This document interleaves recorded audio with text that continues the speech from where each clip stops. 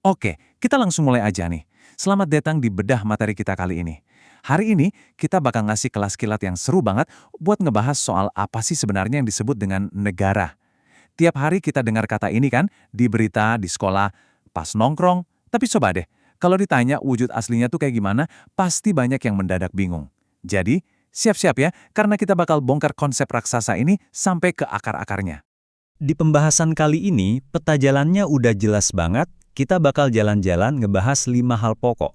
Mulai dari apa itu negara sebenarnya, anatomi pembangunnya, siapa sih pemegang kedaulatan, 3 sifat mutlak negara, dan bakal ditutup dengan kisah epik tentang gimana negara itu pada awalnya bisa terbentuk. Masuk ke bagian pertama, apa itu negara sebenarnya? Kalau kita iseng ngecek akar bahasanya, kata ini tuh berasal dari bahasa Sanskerta nagara yang artinya kota dan bahasa Latin status yang berarti sesuatu yang permanen. Kalian bisa bayangin negara ini tuh ibarat monster raksasa, sebut aja Leviathan. Sadar atau enggak, kita semua ini lahir langsung masuk ke dalam cengkeraman si raksasa ini. Dia yang ngatur sistem pendidikan kita, barang apa aja yang boleh kita beli, bahkan sampai kemana kita bisa jalan-jalan.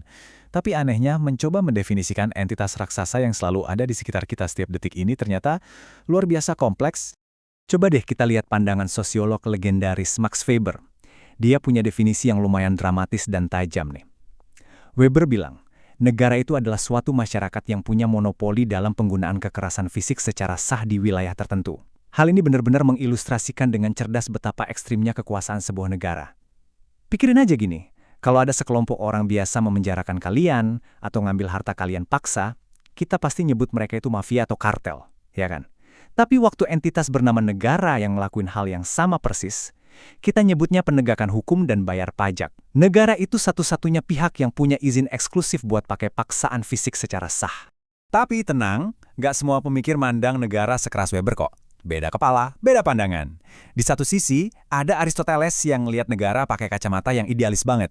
Buat dia, negara itu persekutuan yang dibentuk demi kebaikan dan kesempurnaan hidup bersama. Terdengar manis ya? Tapi Leon Duguid ngelihatnya jauh lebih pragmatis dan brutal. Buat Duguid, negara itu sekedar realitas di mana golongan yang kuat secara fisik nindas dan merintah golongan yang lemah. Terus ada R. Cronenberg yang ngambil jalan tengah. Dia mandang negara sebagai organisasi buat ngelindungin kehidupan warganya. Jadi, singkatnya nih, kita bisa ngerangkum kalau negara itu pada dasarnya adalah organisasi kekuasaan teritorial yang berdaulat yang tujuannya nyiptain ketertiban buat warganya. Oke, lanjut ke bagian kedua, anatomi pembangun sebuah negara. Sekarang, coba bayangin kita lagi ada di sebuah lab, terus kita mau ngerakit satu negara dari nol pakai cetak biru dari Konvensi Montevideo tahun 1933. Biar raksasa kita ini bisa hidup, ada 4 unsur mutlak yang wajib ada secara barengan. Pertama, jelas harus ada rakyatnya. Kedua, harus ada wilayah buat mereka tinggal. Ketiga, butuh pemerintah yang ngurusin. Dan keempat, harus ada kedaulatan. Kalau kurang satu aja, raksasa kita bakal gagal hidup. Oh ya, sebagai tambahan, ada satu unsur deklaratif, yaitu pengakuan dari negara lain. Ini tuh ibaratnya pengakuan sosial di tongkrongan global, bukan penentu hidup matinya, tapi syarat wajib biar dia bisa bergaul sama negara-negara lain. Kita perjelas dulu unsur yang pertama nih, yaitu rakyat. Ini bukan cuma soal ngitungin berapa jumlah manusia di suatu tempat loh. Secara hukum, kita harus misahin siapa yang benar-benar bagian permanen dari negara itu. Ada yang namanya penduduk, yaitu mereka yang emang menetap. Kalau cuma mampir, misal turis yang lagi liburan, itu masuknya bukan penduduk.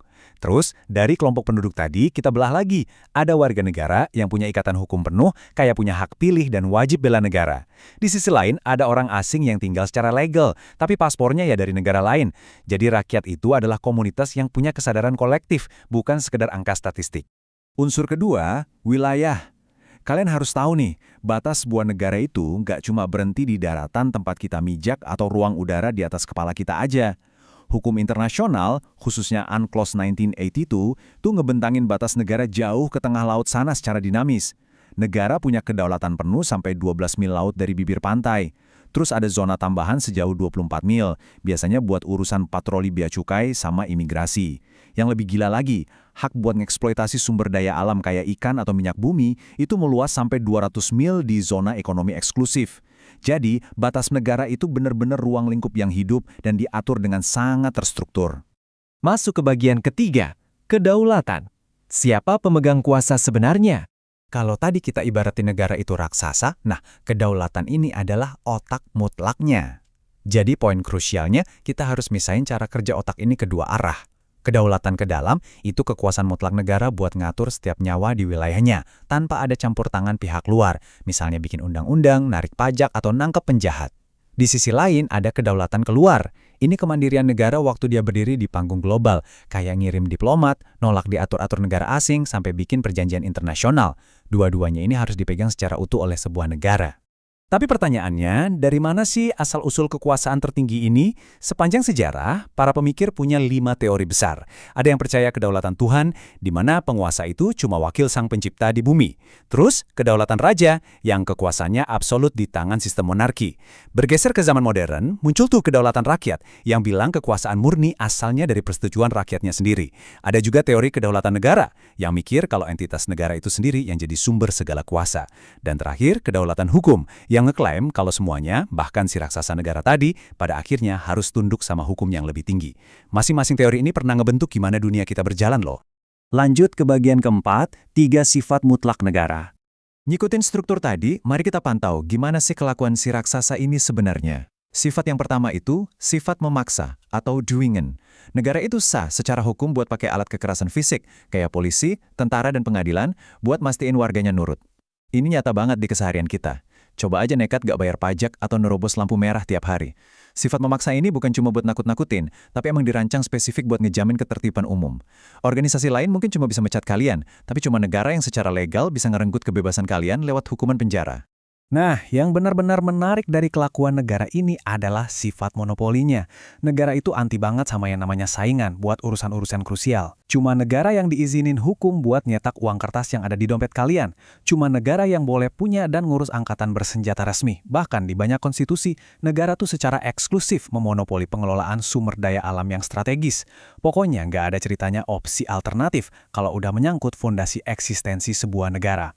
Sifat mutlak yang ketiga adalah sifat mencakup semua atau all-function. Gini, bayangin kalian gabung di komunitas hobi. Kalau lagi bosen, kalian bisa keluar gitu aja dan aturannya langsung gak berlaku buat kalian kan? Negara nggak kerja kayak gitu. Hukum negara tuh nyapu bersih seluruh manusia yang lagi ada di atas tanahnya, tanpa pengecualian. Nggak peduli kalian itu warga negara asli atau cuma pendatang, hukum pidana dan perdata negara tersebut otomatis nyengker kalian, dan kalian nggak punya opsi buat mengecualikan diri sendiri. Akhirnya kita sampai di bagian kelima, bagaimana negara bisa terbentuk? Ini bawa kita ke pertanyaan pamungkas. Kenapa umat manusia pada awalnya sepakat buat nyiptain entitas yang sekuat ini? Mari kita bedah lewat teori kontrak sosial. Bayangin manusia hidup di zaman purba tanpa hukum atau state of nature. Buat Thomas Hobbes, kondisi ini tuh mimpi buruk, perang semua ngelawan semua yang brutal banget. Makanya manusia rela nyerahin kebebasan mereka ke satu penguasa absolut demi ngerasain aman. Beda lagi sama John Locke yang lebih optimis. Menurutnya, manusia pada dasarnya damai tapi butuh negara cuma buat ngelindungi hak milik dan kebebasan dasar mereka lewat pemerintah yang dibatasi hukum. Sementara itu, Jean-Jacques Rousseau mikir kalau manusia nyerahin hak individunya demi kehendak umum komunitas yang demokratis. 3 filsuf punya 3 visi yang sama sekali beda soal perjanjian sosial ini. Tapi perdebatannya belum kelar di situ. Di sini kita ngelihat benturan 2 narasi yang benar-benar bertolak belakang. Teori kontrak sosial yang kita bahas tadi kan kedengarannya optimis banget. Seolah negara itu hasil kesepakatan rasional, dibangun dari bawah ke atas oleh persetujuan rakyat. Tapi di seberang sana berdirilah teori kekuasaan. Nah, teori yang satu ini mandang realitas dengan kacamata yang jauh lebih sinis. Teori kekuasaan ngeklaim kalau negara itu sama sekali bukan hasil kesepakatan damai, melainkan murni produk dari penaklukan dan dominasi brutal dari atas ke bawah. Jujur aja, para pemikir teori kekuasaan ini punya argumen yang sejarahnya susah buat dibantah. Karl Marx misalnya, bilang kalau negara itu lahir dari pertarungan antar kelas.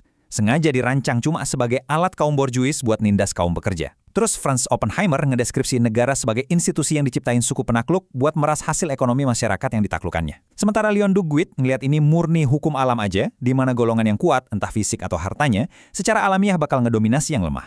Terus mereka nyiptain sistem bernama negara buat bikin kekuasaan mereka awet selamanya. Pada akhirnya, ini memunculkan pertanyaan yang benar-benar bikin kita mikir keras. Waktu kalian ngelihat paspor kalian, waktu kalian bayar pajak, atau pas melihat polisi patroli di jalan, apakah kita ini lagi berpartisipasi dalam sebuah kesepakatan sosial rasional yang dibikin demi kebaikan bersama? Ataukah Tanpa kita sadari, kita ini cuma produk pewaris dari serangkaian penaklukan brutal di masa lalu, di mana yang kuat berhasil nindas yang lemah dan ngelegitimasinya dengan nama negara. Coba deh dipikirin sejenak. Narasi mana yang menurut kalian paling pas ngegambarin tatanan sosial kita hari ini? Terima kasih udah ikut ngebedah materi yang menantang ini bareng saya, dan sampai jumpa di eksplorasi konsep seru berikutnya.